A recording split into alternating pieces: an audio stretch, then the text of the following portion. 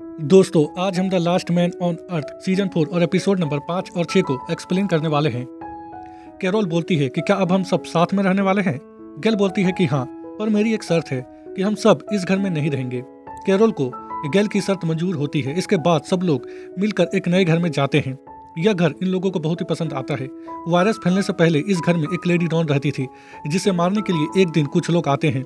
जब lady don अपने घर के गार्डन में होती है तब, जो कि इन लोगों को देख लेती है। ये लोग लेडी डॉन के सारे साथियों को मार देते हैं। तभी लेडी डॉन एक बंदूक लेकर आती है और इन दोनों को मार देती है। इस घटना के बाद लेडी डॉन को अपने लोगों पर भरोसा नहीं होता, इसीलिए लेडी डॉन सब लोगों से पूछताछ करती है। फिर लेडी डॉन अपने क्यूब को एक आदमी को सॉल्व करने के लिए देती है, जिस पर लेडी डॉन को शक होता है।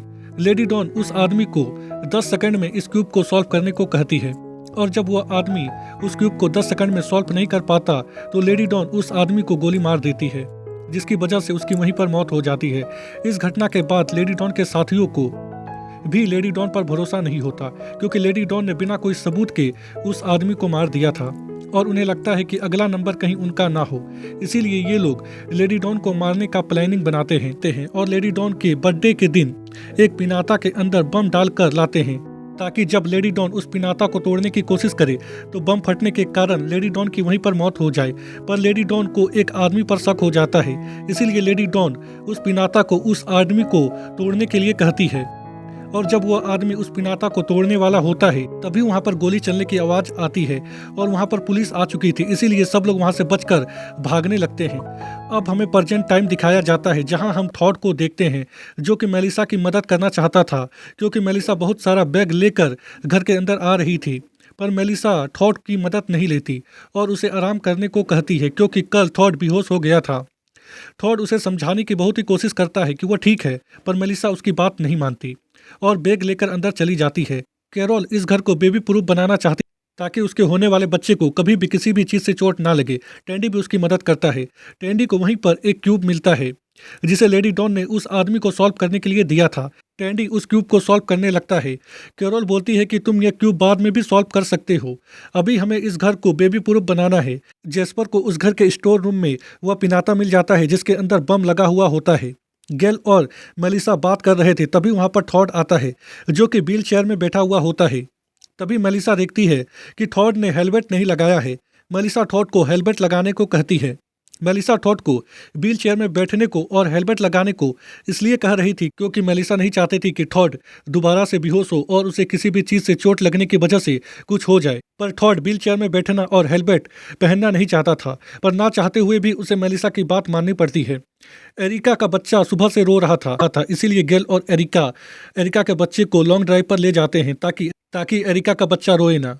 थॉड जब व्हील चेयर में बैठकर डांस कर रहा था, तभी वहां पर मेलिसा आती है, जो कि उसे ऐसा करने से मना करती है। इस बात को लेकर थॉड और मेलिसा के बीच में बहस होने लगती है। थॉड कहता है कि मैं एक बच्चा नहीं हूँ, मैं एक आदमी हूँ। मेलिसा कहती है कि मैं तुम्हें खोना नहीं चाहती हूँ, मुझे बस तुम्हारी चिंता है। यह कहकर मेलिसा वहां से रोते हुए चली जाती है। टैंडी और कैरोल सीढ़ियों को भी फॉर्म से भर देते हैं, ताकि उनके होने वाले बच्चे को चोट ना लगे। टैंडी कैरोल को सीढ़ियों से गिरकर भी दिखाता है और बोलता है कि अब मैं इस क्यूब को सॉल्व करने के लिए जा रहा हूँ, पर कैरोल उसे मना करती है। इस बात को लेकर टैंडी और कैरोल के बीच में बहस होने लगती है। टैंडी कैरोल को वह क्यूब देकर वहां से चला जाता है।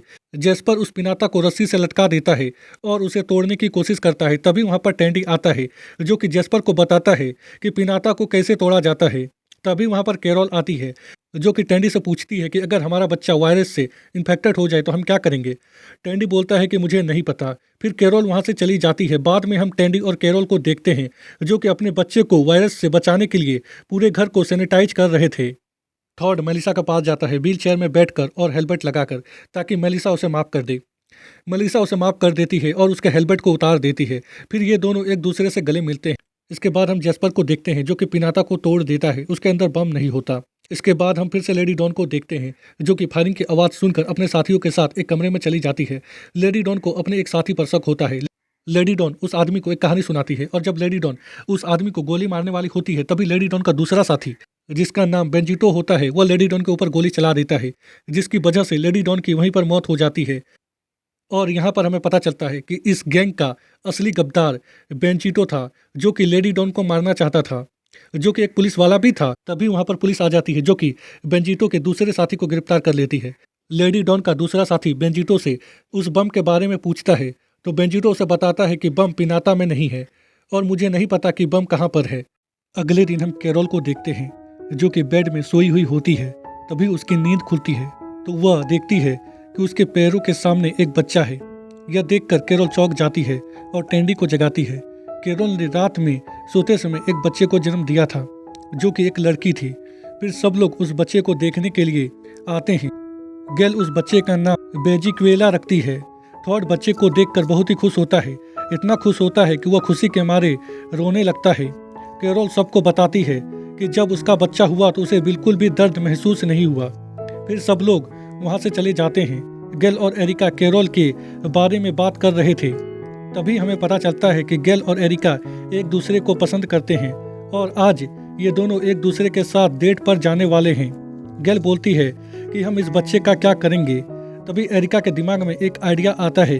फिर एरिका और गेल थॉड के पास जाते हैं और उसे बच्चे का बेबी सिटिंग करने को कहते हैं। थॉड बच्चे का बेबी सिटिंग करने के लिए तैयार था और थॉड को देखकर ऐसा लग रहा था कि कब से वह इस पल का इंतजार कर रहा था।